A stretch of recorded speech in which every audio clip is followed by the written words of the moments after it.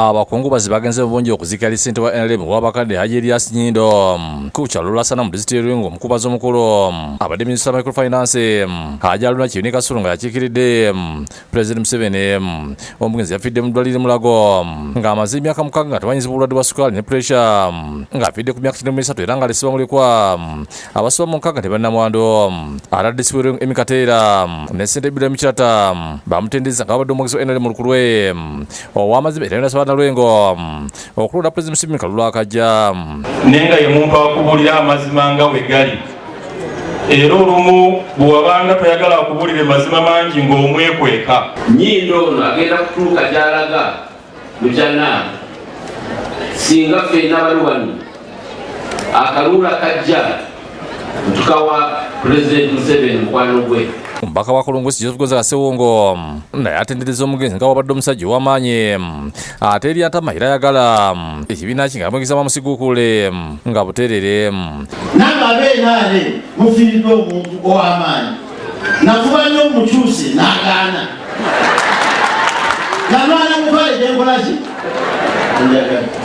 nga nsiima w'ekitiibwa pulezidenti babulyaza amaanyi okutamukubirako mu mugalo omulimu ogugwe agukoze abadde mukwano gwa Hajji mu bulamu ate era ngakasa ne wano wetuli ayimiridde naffe mu mbeera zonna. Muto omukulembeze w'eggwanga Cedric Nzeyire ategeeza nga mu nnyumba ya Hajji Nnyindo bw'abadde omwana nga yeebaka tayinza kwerabira olunaku omugenzi bwe yabasuze bwe yalatwala taata we mu ddwaliro. Abaana ba Hajji Nnyindo be bamaze bino ebizibu mu gw'ekumi n'ebiri muje oluganda lugende mu maaso tegeragane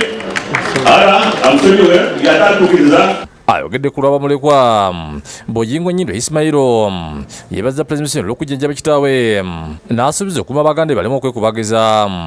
Naffe tujja kubeera nga taata ate era bwe tusobanga mutunenyeeko tujjanga kukola nga taata bw'abadde akola. Minisita Kirimye Kasolo ng'asumibwa ku Pulezidenti yeetundidde abakungubaze ne famire olw'okutalizaamu olw'obuteetuukira mu kuziika. Nti agenda kubaliranga famire yonna abasisinkane era ayongere okulaba kutya bw'asobola okubakwatirako okutwala ebyo byonna Hajji Nnyindo byalese tamaliriza. Museveni yemye okujjanjaba n'amanda omugenzi ngwe yategedde gundi ali mu mbeera mbi okuva lwe yaviirwako omwagalo asobole okutereera. Bamutegeezeza nti waliwo omu ku bajeti omugonvu